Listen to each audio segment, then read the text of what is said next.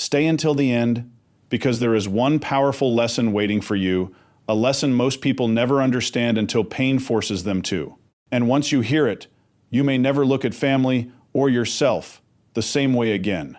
There is a silence that terrifies people more than conflict. Distance. Not physical distance, emotional distance. And if you are an empath, you know exactly what this feels like. Because somewhere inside your story, you faced a truth that felt almost forbidden to admit.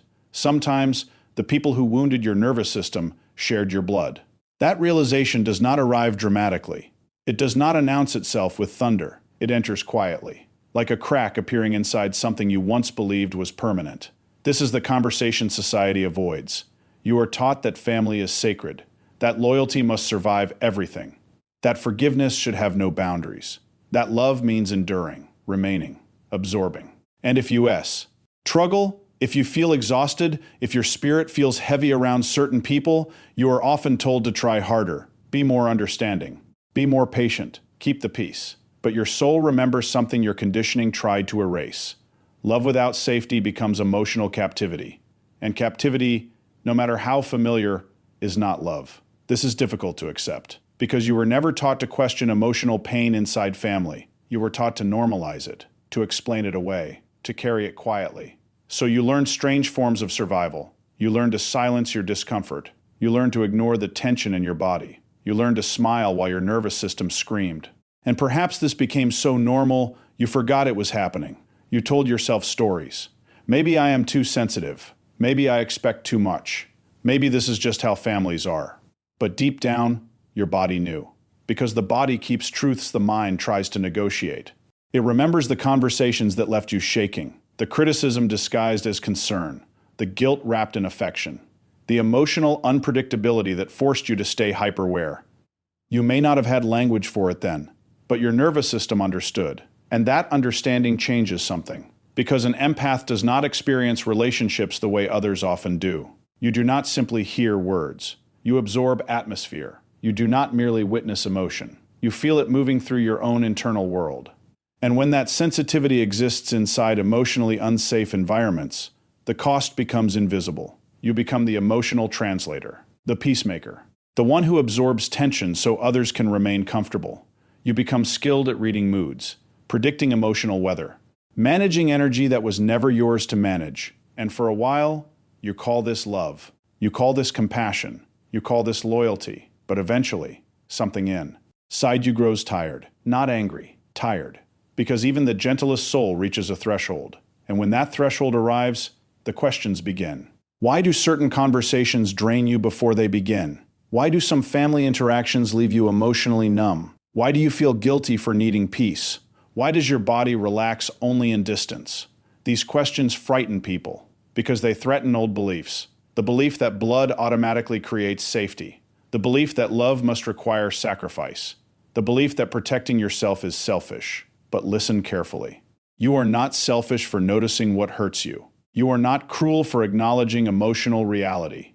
And you are not disloyal for needing safety inside your own life. So why do some empaths choose distance from family? Why would someone build for compassion, someone who spent years protecting others, step away from the very people they once tried desperately to hold together? The answer is not cruelty, it is not rebellion, and it is rarely hatred. It is psychology, and something even deeper. It is survival. Because eventually, your soul reaches a moment where surviving emotional chaos no longer feels noble. It feels unbearable. And that moment changes everything. You did not become emotionally exhausted overnight. Your nervous system learned a role you may still be playing even now, the emotional absorber, the peacemaker, the invisible healer. And perhaps nobody ever officially assigned you this role. No ceremony, no announcement, no permission asked. It simply happened, quietly, gradually, until one day you could no longer separate who you truly were from who you learned to become. Empaths often grow up sensing emotional tension long before they understand language, before logic, before maturity, before understanding human complexity. You already understood emotional weather. You noticed the silence that felt dangerous. Shift in voices, the heaviness in a room, the tension hiding beneath ordinary conversations. You learned to study faces, read moods, predict emotional storms. Not because you were gifted with peace, but because peace felt uncertain. And when peace feels uncertain, the mind adapts. That adaptation is survival. You became hyperaware, not relaxed, not safe, alert, always scanning, always listening beneath words. You learned that emotional safety depended on management, so you became skilled at it. You calmed people, softened conflict, excused behavior, protected fragile emotions, made yourself smaller, more agreeable, more careful.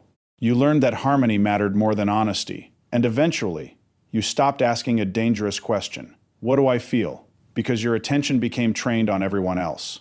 Their anger, their sadness, their approval, their disappointment. Their comfort became your responsibility. And perhaps you believed this made you loving. Maybe it did, but it also made you tired. Because there is a difference between compassion and emotional servitude. One nourishes the soul. The other slowly drains it. This is why many empaths stay too long inside painful family systems. Not because they are weak, not because they enjoy suffering, and not because they lack intelligence. They stay because their identity became entangled with emotional responsibility. You learn to become necessary, needed, dependable, the one who holds everything together. And when your identity becomes built around emotional usefulness, walking away feels terrifying, because you are not merely leaving pain. You are confronting the fear of no longer being needed. That fear runs deep, deeper than most people understand. You believed love meant enduring, remaining, absorbing. You believed understanding others required abandoning yourself. And slowly, your emotional world became organized around one silent belief. If I can just love harder, understand better, sacrifice more, maybe peace will finally arrive. But peace built upon self-neglect never lasts. And here is the brutal truth. Your compassion became confused with self-erasure. That sentence hurts, because your intentions were never selfish. You genuinely cared. You genuinely wanted healing. But caring for others does not require disappearing from yourself. Yet many empaths never learn this. You called it patience. Your body called it stress. You called it loyalty. Your nervous system called it survival. You called it forgiveness. Your soul quietly called it exhaustion. And survival has consequences. Because survival mode changes how you live. You become disconnected from your own emotional reality. Rest feels undeserved. Boundaries feel dangerous. Conflict feels catastrophic. You over-explain, overgive, overfunction. You feel guilty for protecting your peace. And perhaps the strangest part, you may feel responsible for people who repeatedly hurt you, not because you enjoy pain, but because responsibility became emotionally familiar, and familiarity is powerful. Even painful familiarity can feel safer than freedom. So you continue, trying harder, giving more, carrying emotional burdens that were never yours, until eventually your body begins protesting. Quietly at first.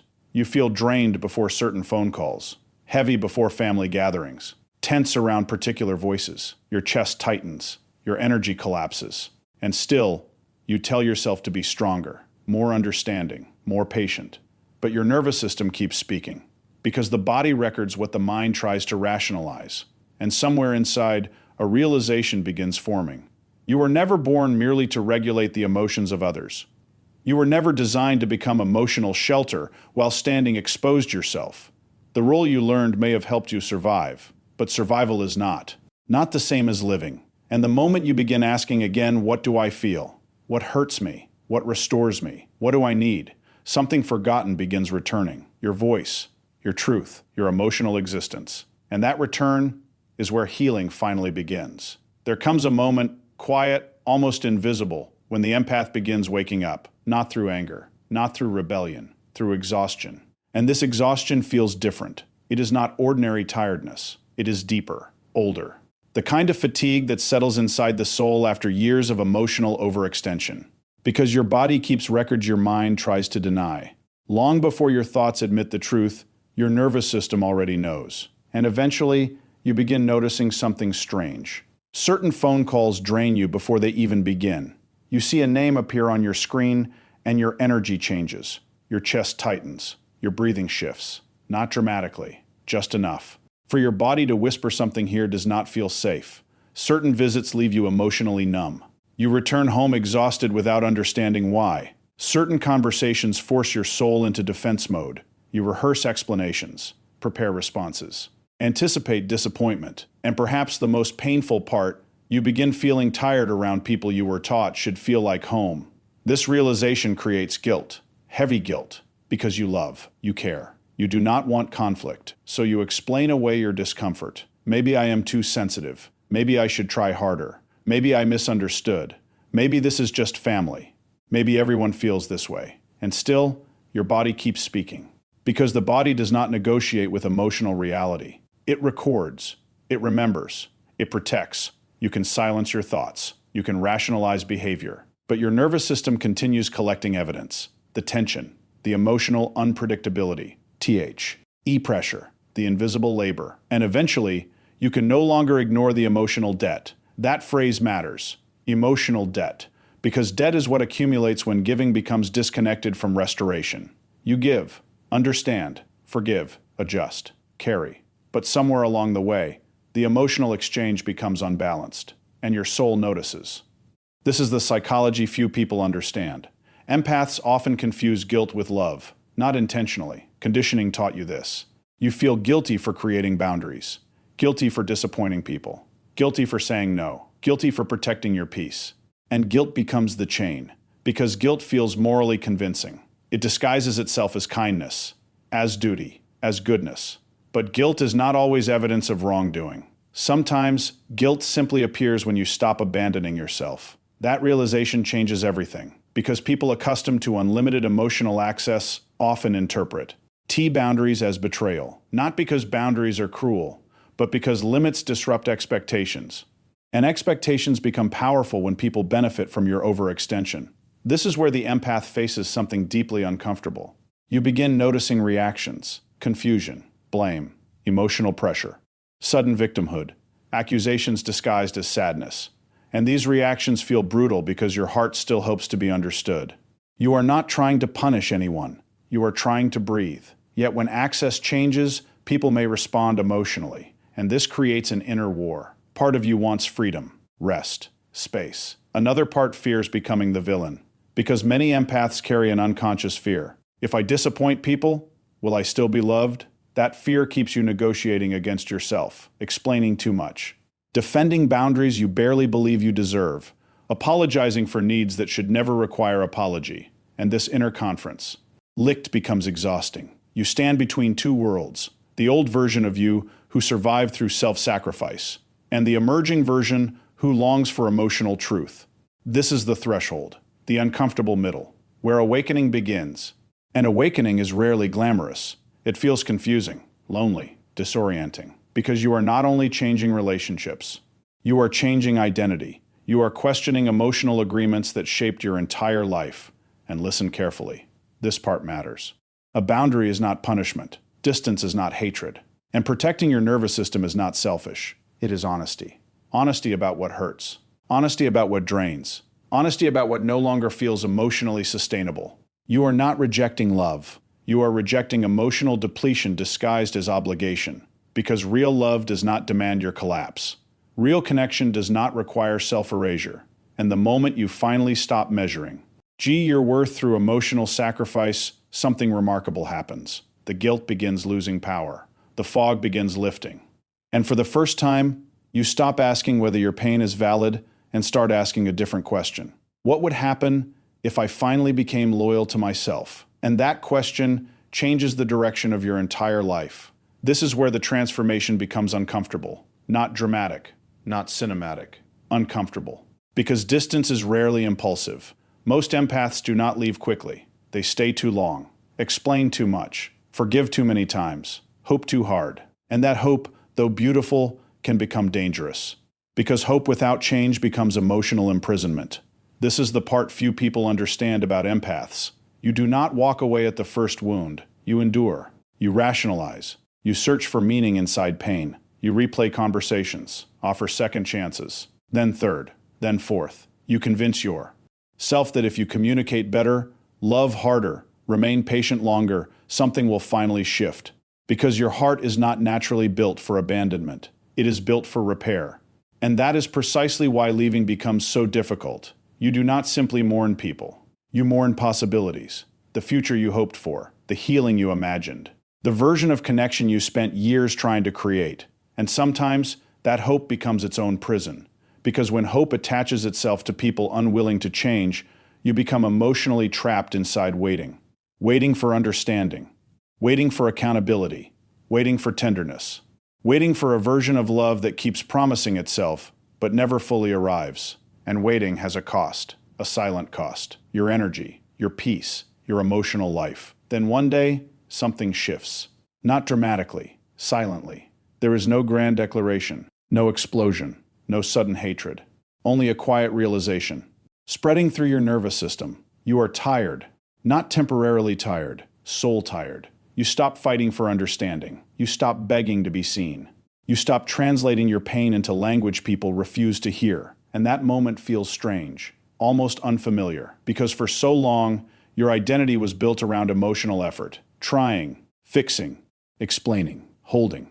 But now, something inside you refuses, not from cruelty, from depletion. And people often misunderstand this shift. They call it cold, detached, ungrateful. But it is not coldness. It is depletion meeting truth. Read that again inside yourself. Depletion meeting truth. Because eventually, your soul becomes exhausted from performing emotional labor that never ends. You become tired of carrying conversations alone, tired of shrinking your feelings to protect comfort, tired of translating pain into softer language so others do not feel accused by your honesty. And suddenly, you realize something painful. Love cannot heal what refuses accountability. That truth hurts, because part of you still wants to believe love can transform everything. But love is not magic. Love cannot force awareness. It cannot manufacture empathy. And it cannot heal wounds people refuse to acknowledge. So the empath changes, quietly. You stop chasing closure from people committed to misunderstanding you. You stop negotiating your emotional reality. And perhaps for the first time, you allow yourself to see things clearly. Not through guilt, not through obligation, but through truth. And truth says something your conditioning fought hard to silence. Your nervous system deserves peace. Your mind deserves rest. Your heart deserves reciprocity. And your life deserves relationships where love does not require self-abandonment. This realization changes the meaning of distance. Because distance is not revenge. It is not punishment. It is not emotional warfare. You do not choose distance to destroy. You choose distance to breathe, to recover, to remember who you are beneath survival. Because surviving emotional chaos for years can make exhaustion feel normal. Hypervigilance becomes familiar. Stress becomes routine. And peace begins feeling unfamiliar. That is why distance feels sacred to many empaths. Not because they hate, but because they finally understand the cost of constant emotional exposure. Distance becomes sacred because it interrupts survival mode. For the first time, you wake without emotional dread. You sit in silence without managing anyone. You feel your own emotions without interruption. And slowly, your nervous system begins unlearning fear. This is not escape. It is recovery. The first inhale after years of emotional suffocation. The first moment your soul realizes I do not have to earn peace through suffering. And that realization, though painful at first, becomes the doorway to freedom. Because the empath with Ho chooses distance is not abandoning love. They are finally refusing to abandon themselves. And here, the deepest lesson waits. Not the easiest, not the most comfortable, the deepest. Listen carefully, because this may be the truth your heart has feared hearing for years, maybe your entire life. You were never born to carry everyone. Pause there. Feel the weight of that sentence. Because somewhere along your journey, you were taught the opposite. You learned that love meant carrying, fixing, absorbing, enduring. You learned that your value was measured through emotional sacrifice, how much you tolerated, how much you forgave, how much of yourself you were willing to surrender to keep peace alive. But listen carefully. You were never designed to become the emotional home for people unwilling to become safe themselves. Read that again inside your soul, not your mind, your soul. Because this truth unsettles old conditioning. You cannot become sanctuary for OS while abandoning your own inner shelter. You cannot endlessly pour into emotional emptiness and expect your spirit to remain whole. And yet, so many empaths try. You become the listener, the rescuer, the emotional translator, the keeper of fragile peace. And eventually, you become exhausted in ways language struggles to explain. Not because you loved too much, but because you loved without limits while forgetting your own humanity. Your purpose is not endless sacrifice. Your purpose is conscious love. And conscious love includes yourself. That sentence changes everything. because this is the misunderstanding trapping so many empaths. You believe leaving emotional pain behind means you failed. That if distance becomes necessary, you somehow did not love hard enough. You believe compassion should conquer everything. But compassion without boundaries becomes self-neglect disguised as virtue. And virtue built upon self-erasure eventually becomes suffering. So hear this carefully. Sometimes walking away from what repeatedly harms you is the most honest form of love you will ever practice. Not revenge. Not rejection. Alignment. Alignment with your nervous system. Alignment with truth. Alignment with the life your soul has quietly been asking for. Because distance is not always the death of love. Sometimes it is the death of illusion. And illusions can feel sacred while they are still alive. The illusion that suffering proves devotion. The illusion that blood guarantees emotional safety. The illusion that understanding others requires betraying yourself. The illusion that saving people should cost your own peace. These illusions shape entire lives. They shape identities. And breaking them feels terrifying. Because illusions do not disappear quietly. They resist. They whisper guilt, fear, doubt. They tell you that boundaries are selfish. That rest is weakness. That loyalty means silence.